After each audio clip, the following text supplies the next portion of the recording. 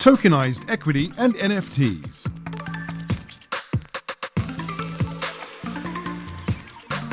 The evolution of token offerings and shaping NFT trends. Moderated by Muru Patel, My Tokenized Capital. With Matthias Mendy, Dubai Blockchain Center. James Haft, DLTX. Michael Zhao, VG Pay and IDCM. With Adrian Niculescu, Cloudcoin Consortium.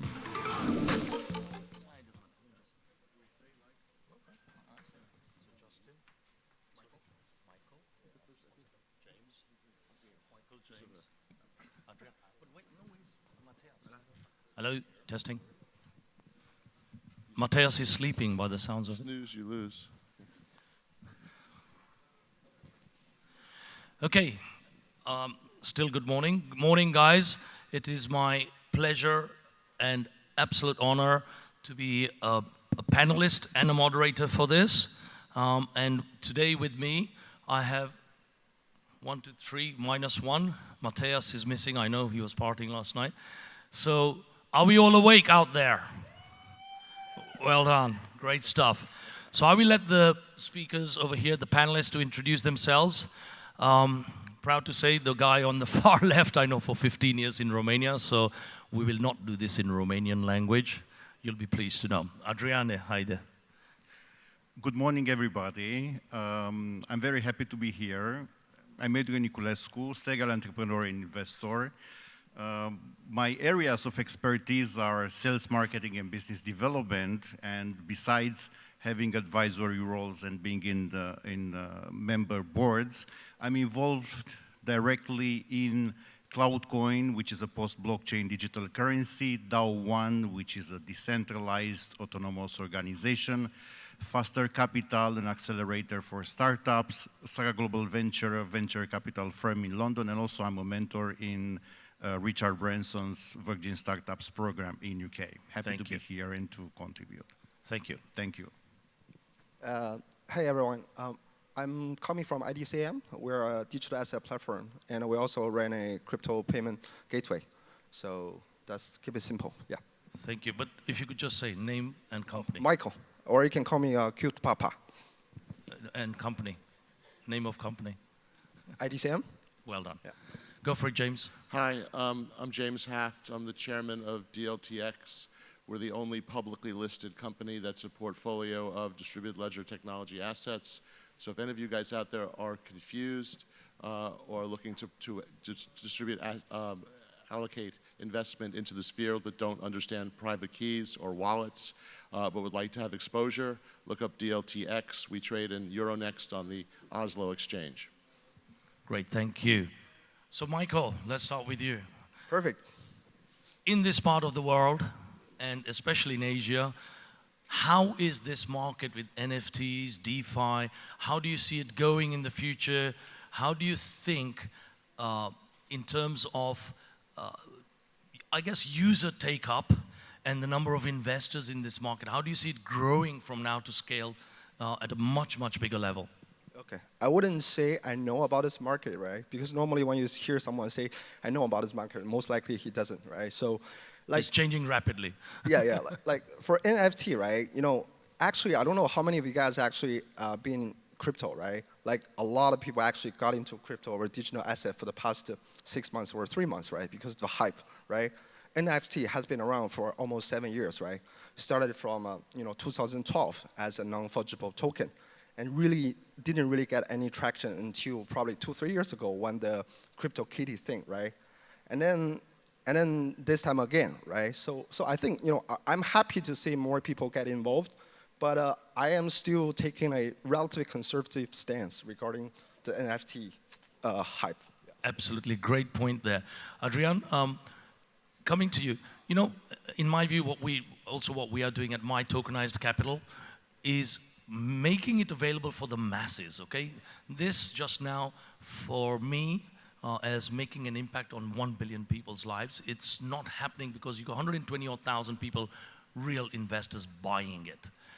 So my view is, how do you scale it? I mean, I'll tell you what we're doing, but it'd be great to see where you're coming from the cloud side of things.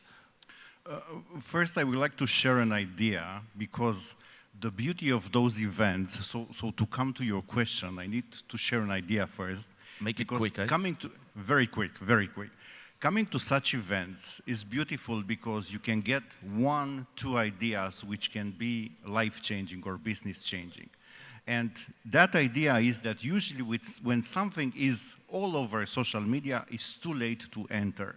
There are some barriers right now to mass adoption, and some of the barriers are that most platforms are created for tech-savvy people, and these are not the majority. So these platforms need to have usability to be translated for non-tech people, which are the majority. Also, there is still risk when you place some funds in such an asset, because it's not as safe as going to a bank, where when the card is hacked, you can get the money back. And these are problems and opportunities which could be solved by startups to help the mass adoption. And so what you're talking about is the user interface, user experience is still very complex. But that's true for almost everything we do in blockchain. And we are at fault. That's why the adoption hasn't been grand and massive. James, thank you, Adrian. James, in your view, give us a real, how do people adopt this and make it, viral is the wrong word, but how do you reach the billions? So I think that where we are in the NFT world is very early, and that what's happening right now does not represent what's going to be valuable or interesting about NFTs. People right now, by their nature, try and attach money value to everything that comes out.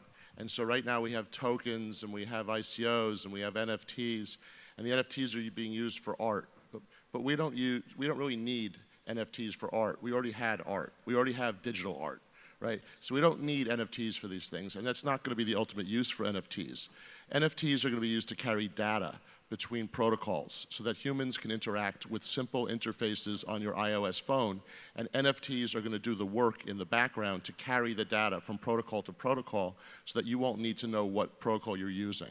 So right now, you can dabble in the art NFTs if you want. It's probably a little bit dangerous because it's frothy, and in the long term, I don't think you're going to find that the use case that we have now for NFTs represents anything other than the simplest first use case that people used and gained some attraction. But in the long run, I don't think you're going to remember this phase at all. No, that's a very good point about a phase that we're going through. So one of my challenges, as I said, we've developed a platform, this is not a pitch or something, where I think the solution is everyone's used to social media, Facebook, Instagram, YouTube. To me, any of this can be an NFT because it's unique content, but my background is real estate investment as well, right? So why can't a piece of building be an NFT because it's everything unique about it, and then take it to the metaverse world and do all the things you do with real estate? It's a 250 trillion business. So why can't you rent, share, collect rent, give dividends to the NFT owner through a fractionalized thing? So we developed all of this, by the way. But you can. But as long as you need to use the letters NFT, it's not going to be mass adoption. Exactly. Right? Because you don't want to own an NFT. You want to own a piece of a building. Right? You want it, and so NFTs are going to be used to establish title and to enable people to transfer ownership of assets. And those assets are going to be digital, they're going to be physical, they're going to be metaphysical, right? But you're not going to know you're touching an NFT, and as long as you need to use the letters NFT, we're not going to have mass adoption. No, absolutely correct. I mean, that's what I said. Even 4 years ago when the ICO boom was happening, I said, no, tokenization of asset, it could be any asset, is an NFT. Now we're calling it NFT. Hell, I did this 40 years ago, right? In real estate. You take crowdfunding, you break it into bits, which is now fractionalized NFT, same thing, and then NFT is the building, and you share it with all your investors. So even yesterday when we got the award for the best tokenized asset thing. Congratulations. Thank you. is about tokenized asset. I don't want NFT, really. That's the whole point, is that, Don't want when we're talking, what's happening right now is that in order to have transferability of assets, you need to have a ledger. You need to have an ability to know who owns what and what the history of the asset is and how do I acquire it. And so you need a technology in the background that can handle the fractionalization, the democratization, the distribution. And so that will be NFT technology. It'll be non-fungible tokens. But non-fungible tokens are going to change in form and be different than they are today. And it's not going to be about going and buying art anymore. It's going to be about identifying who owns the art and how can I transfer that art. And that's going to become liquid across national and political borders, so that you'll be able to transact with whoever you want to in a free way, so that you can basically have liquidity for assets.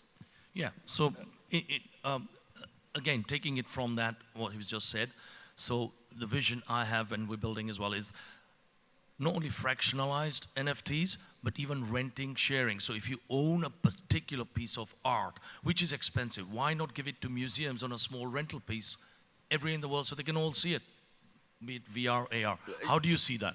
Well, instead of answering that question directly, right, I will want to ask to take a pause, right?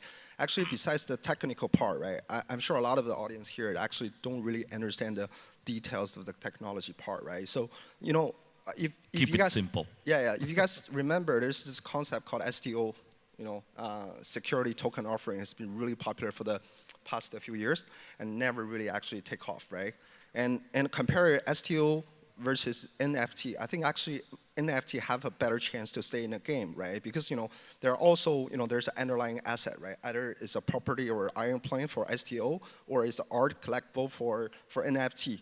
But the fundamental difference is give you a dream to sell, right? Because for STO, why it's not really taking off? Because it's give you like a high single-digit return, right? Because you understand the asset, the return. But for the arts, for the collectors, right? You know, people can think, oh, someday maybe they can increase in value. And also, because of the technology part, it gave access to a lot of people globally. Where, you know, yeah. No, absolutely. And again, coming back to that, bringing it to any asset. I don't like the word NFT as well. Any asset. It could be art, music, movie clip, TikTok video, whatever it is. Anything that's unique that you say is of some value that someone's going to pay for it. And how do you then take it to everybody? Like if you look at all the celebs, or even, I mean, my challenge is to help the smaller guys in India, Africa, you know, for them, they can't even afford $400 NFT. How do you make it so it's $10, $20 or whatever, and help these sorts of creators to be on a platform rather than the ERC20 expensive, sometimes even more price to even list this, you know? So bring it down to level 2 and make the smaller people be self-sustainable. So maybe come to you, James. You know, how do you see the world, world really impacting in the billions rather than the 100, 200,000 NFT buyers, which is a fashion in my view? And the concept of a non-fungible token has been around for hundreds of years. I mean, baseball cards are NFTs, right? Each card is a token, each one is individual, so that's an NFT. Magic the Gathering, you know, which is the most popular game in the world, those cards were NFTs. The formation of the first exchange for digital assets was called Mt. Gox. So Mt. Gox was MTG, Magic the Gathering. It was a trading form for cards in the Magic the Gathering game. So this has been around for a while, and the upcoming generations know exactly how to use it. The difference that's going to come is that now that we have omnipresent bandwidth and that we have access globally that's growing into the unbanked areas, we're going to see that that Africa and Asia, which have huge pent-up demand for owning assets that are inflation hedges against their local currencies, and the ability to avoid without getting too political, avoid some of the impact of their local governments by holding assets that are globally liquid. And so the way that this goes international and goes global is that we have these platforms that cut across political boundaries and enable people to deal with each other in a trustless environment where you don't need to know who the other party on your trade is. And you don't need to trust them because the protocol takes care of the ownership and the identification and allows two people without knowing each other to transact in value and information.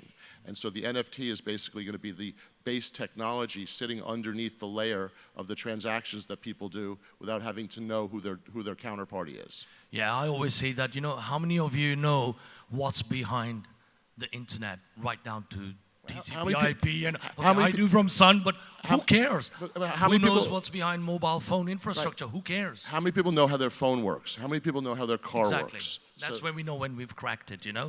When it's as simple as that, you say, I have a piece of something, you put it on a platform like a mobile wallet even, and away. You connect it to an exchange and you start making money. Adrian, so again, in the early days when the .com thing started and you're into the cloud thing, you know, we had this thing called the network is the computer. It took 20 years for the world to realize what the network is the computer actually means. It's now there with cloud. In the NFT space, DeFi space, banking space, how do you see all of this as a service to make it so simple that even someone with a mobile phone in Africa, India, wherever it is, can just say, you know what, I'm earning $1 a day by just being here. How do you see that as cloud as a service? It takes time, basically, for those notions and the idea for these services to become second nature. Let's think about the customer habits. People like to own collectibles. In their mind, this will increase in value over time. Also, people like more to buy digital stuff today than physical stuff because in the tablet and mobile phone culture, it's very easy to show them. It's very easy to share them. But at the end of the day, most of these tokens, even if people are called them investments and they expect them to rise in value, they are utility tokens. They are not securities, which is very, very important.